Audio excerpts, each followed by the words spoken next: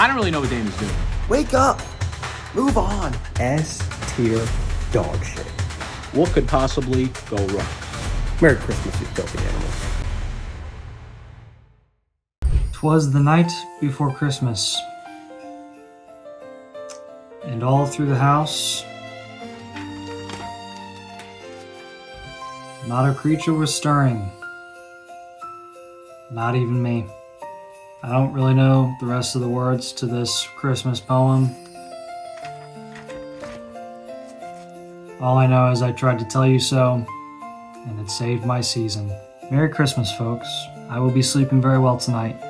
Not stressing all weekend, enjoying my time with my family, because Puka Nakua quite literally single-handedly saved me from a trip to Denny's. I don't really know who's going to win the $10,000. I don't really care. You know what the second best thing is to $10,000? You know who it is. And I know you hate when I say it, so I'll just say, Merry Christmas. Told you so.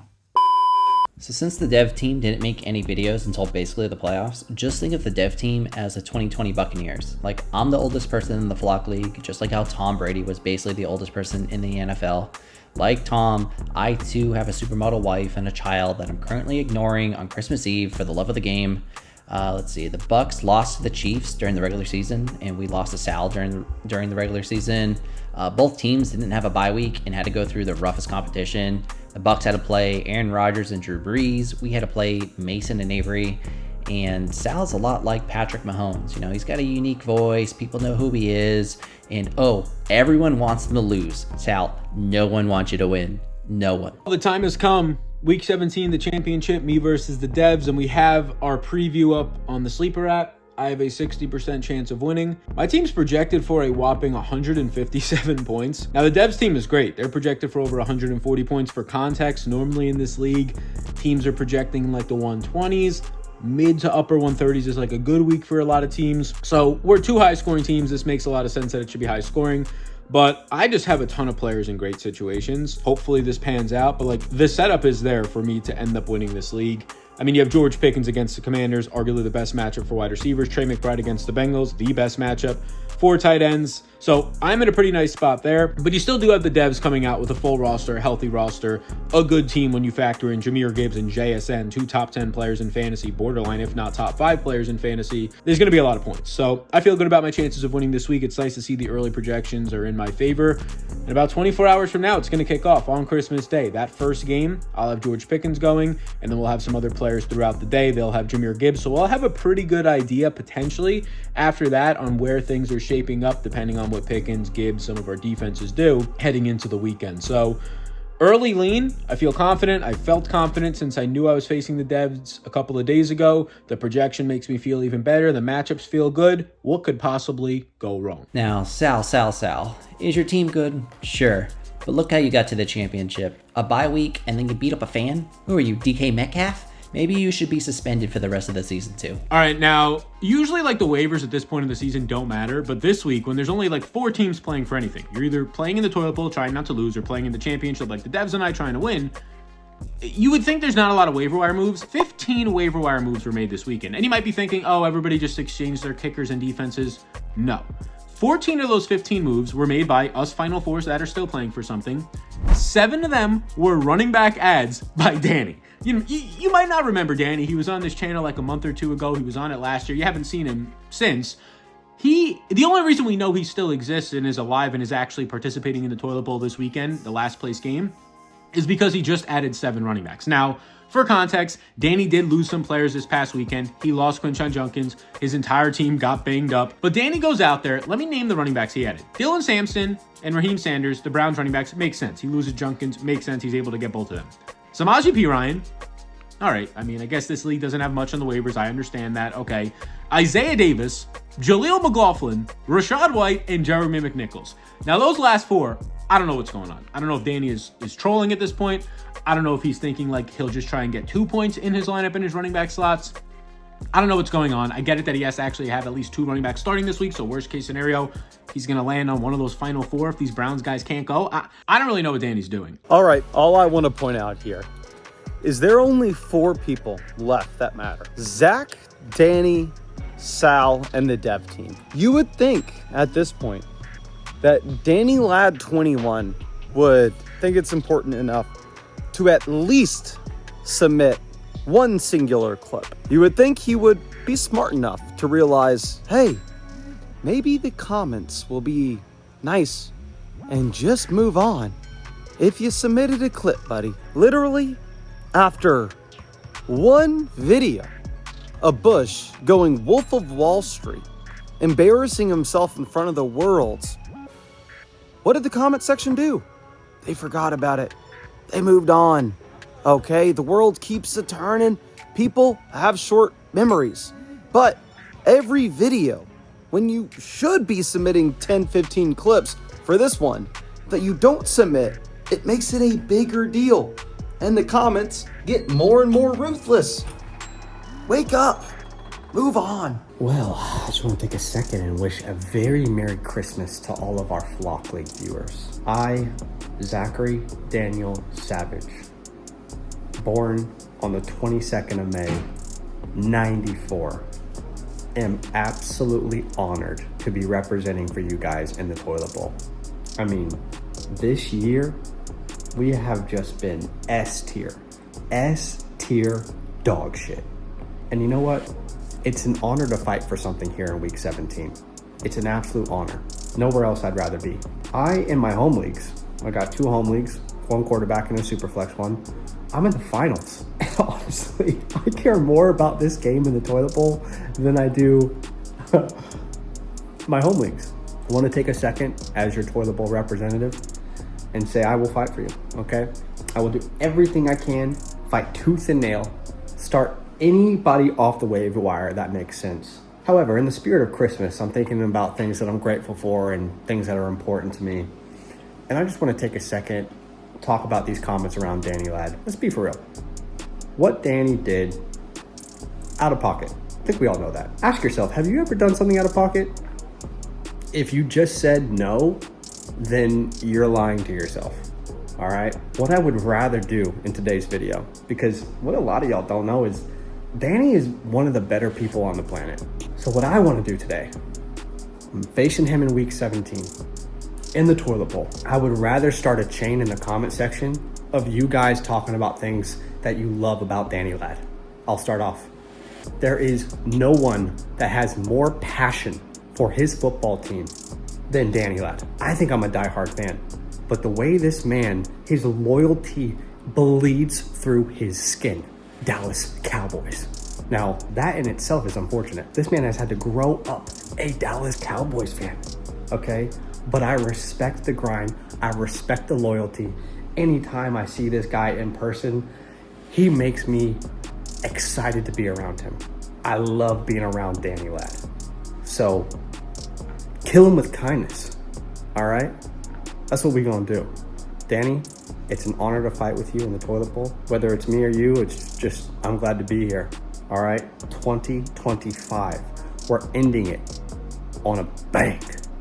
Merry Christmas, you filthy animals. Now, in terms of who I want to win these matchups this week, the championship, obviously myself. But then in terms of the toilet bowl matchup, this one's easy. I want Zach to win. I like Zach. I think he's a great guy. And he's just been a good sport. He has had a terrible team. It has been garbage and atrocious this year. A lot of it has to do with injuries. He even tried to trade his way out of those injuries and salvage his season, which was great. I think he actually did good in those trades. And then those guys got hurt. Jaden Daniels, Drake London, right? All this stuff. So the guy couldn't catch a break. A lot of teams in this league this year got just decimated by injuries, and a couple of us luckily did not. And that's sometimes what it takes in fantasy. So, but Zach, despite all that, he's been a good sport. He's been making clips. You actually know who Zach is going into the toilet bowl because he's showing face. But Danny, I mean, it's been a month since we've seen the guy. We might not ever see the guy again, but there is one way we can guarantee we see Danny again. And that's what I want for the viewers. I want the future success of this Flock League channel. That's what I care a ton about. And to do so, I think we need to get Danny on camera at least one more time. And a guaranteed way to do so is him going to Denny's. And look, 10 weeks ago, I said Danny wasn't going to win another game after whatever trades at this point. Who even cares that he was making to torpedo his season, whatever I said. And then I said he'll be in the toilet bowl. He did win one game, so I was wrong. But he's in the toilet bowl. Now I know everybody here may be wondering, Mason, oh, the man who has gotten bounced in the second round of the playoffs in back-to-back years. What are you hoping happens this championship week? Well, thank you for asking. 3 different things. 1, I hope I win an underdog tournament. Right now, I'm top 10 in the big dog with $200,000 to first, $100,000 to second. That'd be pretty nice. 2, I am hoping that Danny gets what he deserves. I'm hoping he loses to Zach, and I'm hoping he has to spend 24 hours in a Denny's for abandoning this league halfway through the season. And 3, I am hoping that the devs take down Sal. Why, you may ask? A couple different reasons. 1, Sal is too rich already. 2, I lost to the devs. So if I see the devs win the league, maybe it takes a little bit of heat off my back, and God knows I need that right now. So after everything that happened, I think it's pretty obvious that the dev team wants Danny to lose in the toilet bowl. Even though me and Danny hashed things out behind the scenes, Danny, you haven't made a clip since then, and honestly, I've read the comments, they want blood. So if Zach loses, there'll be riots, might have to call in the National Guard, and to be honest, I think the comment section might be more interested in this match compared to the match between us and Sal. By the way, on a much more serious note, can the New England Patriots please take care of Travion Henderson's future? He is a rookie. He has a concussion. Do not play him in week 17. There is no reason for you locked and loaded into the playoffs playing the New York Jets to put Travion Henderson into that game. Not a single reason. Do not let him go to a gang signs. Get back into that game. We do not want a scrambled egg brain. Take care of the boy and please rest him. Please. The toilet bowl might come down to if Henderson plays or not, honestly. Because if he doesn't, I got Ramondre Stevenson and he's a clear start against the Jets. If he does, then Danny might have one of the best RB upside plays of the entire week. But I'll say this, Christmas Day is gonna mean a lot in the toilet bowl, because you've got Danny who has Dak Prescott, CeeDee Lamb against my Washington Commanders. And then you've also got Danny with Justin Jefferson. I, on the other hand, have Butter Aubrey and the Lions defense. The Vikings give up the most points to fantasy defenses. Max Brosner's playing. It should go well. But nothing that should go well has gone well this year. A lot is in the air and a lot to play for. And I'm just so excited to feel something. I love it. I love it. Since it's Christmas Eve and everyone has forgotten about Avery and Mason, the dev team wanted to visit their graves one last time this season. Avery is about to pass the crown to either Sal or the dev team, and I'm sure everyone has the dev team on their Christmas list winning it this year. For your final days as a Flock King, Avery, the dev team got you a solid gold crown. And our opponent last week, Mason, the self-professed king, we made you a crown from cardboard and gems that we got at the dollar store to really represent you as a fake king and the king of just the regular season, but never the playoffs. Well, it is Christmas, and I know what you guys are looking for. The best gift I could probably give you are some bear facts. So in honor of being in the toilet bowl, fact: bears do not actually sit on the toilet when they use the toilet. That's right. The entire world is their toilet. Fact number 2. Bears don't play fantasy football. Fact number 3, bears don't actually know what football is. Hopefully that's helpful. Cowboys game just finished on Christmas. George Pickens gets 12 points thanks to a late 20-yard catch. 12 points is just you're not mad about it. You're not happy. It's the exact in between that 12 to 13 point range for a receiver. That's fine. My girlfriend's nodding her head. You get it, right? That was good for Pickens. There's 10 grand on the line this week, Morgan, by the way. What would you do with the money if we won the 10 grand? We're gonna get so many dogs. A lot of dogs. Now I'm having second guesses about. We're gonna Might have to get bench the rest of the roster. 3 French bulldogs. 3 French Bulldogs. Jesus. Yeah. I might have to bench the rest of the roster. Anyways, the Devs have Jahmyr Gibbs playing right now. He gets 20 points a week. So as long as he doesn't have a 30 to 35 point game, he gets 20, 25. That's fine. We'll live with that. And then it's on to the weekend. So now I have some actual thoughts to wonder if I should be benching the rest of my team to avoiding having to buy 2 to 3 French Bulldogs. That sounds like hell. What? Why would you say that? All right. Well, man, Lions-Vikings on Christmas, one of the worst games you'll ever watch, but perfect ending. Jahmyr Gibbs, 4 fantasy points. And I was like not feeling great about the George Pickens performance. Scores triple the amount of points as Jahmyr Gibbs. And the Devs have nobody to blame but themselves. They are too preoccupied with making this AI slop content in their clips than actually coaching their team. They didn't have Jahmyr Gibbs ready clearly on a short week. A.J. Brown is getting his wisdom teeth removed the week of the fantasy championship. I mean, that just speaks to bad culture, which is top down from the coaching staff, and it makes sense. If you're A.J. Brown, you can have any respect for these nerds coaching your team? These devs who are worried about AI content instead? No. We now have a massive chance of winning since one of the 2 premier players on the Devs team only had 4 points. If we could avoid a JSN 35-45 point game, we're in a really good spot. What's also funny is a few weeks ago, I was going to trade the Devs Jonathan Taylor for Jahmyr Gibbs and A.J. Brown. That's the deal I wanted. And the Devs wouldn't do it because they wanted Tyron Tracy in the deal. And that just ended up making the deal fall apart. Thank goodness I did not do that deal. We would both still be in the fantasy championship based on how the last couple of weeks have gone. We still would have both gotten there. But I would have had Jahmyr Gibbs 4 fantasy points in my lineup and A.J. Brown questionable to play with wisdom teeth being removed in my lineup. And I would have felt really dumb. So that trade is probably going to determine this matchup. And so far, or that trade not happening, and so far it is highly in my favor after Jahmyr Gibbs absolutely on Christmas Day shits the bed. So as you can see, Christmas is going pretty terrible for the Dev team right now. Even though we got our Christmas wish that George Pickens score under 12 points, our 2 boys, Gibbs and Sutton, have not shown up at all today. I don't necessarily blame Gibbs. Sal saying bad coaching. The guy's getting blown up in the backfield. Like, the offensive line did not block at all, even give him a chance. There were so many plays where he get the ball and immediately tackled, like 2-3 people just waiting for him immediately. So don't blame Gibbs too much when Goff is just being an absolute goofhead. And Sutton dropping touchdowns, like that hurts. So this is going down as an all-time Christmas, potentially the greatest one I've ever had. Better than when I got my first PlayStation and my first bike, and even better than when I got my John Cena action figure, which was literally last year.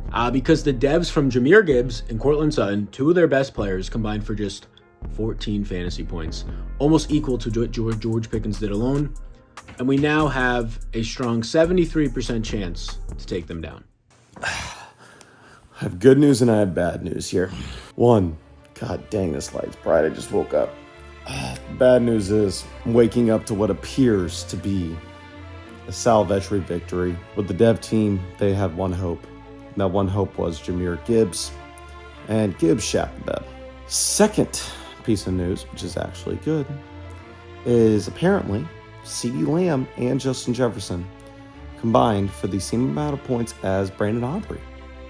So, looks like Danny will be losing this league. Looks like he will be at Denny's, and he'll be getting the punishment that he so deserves.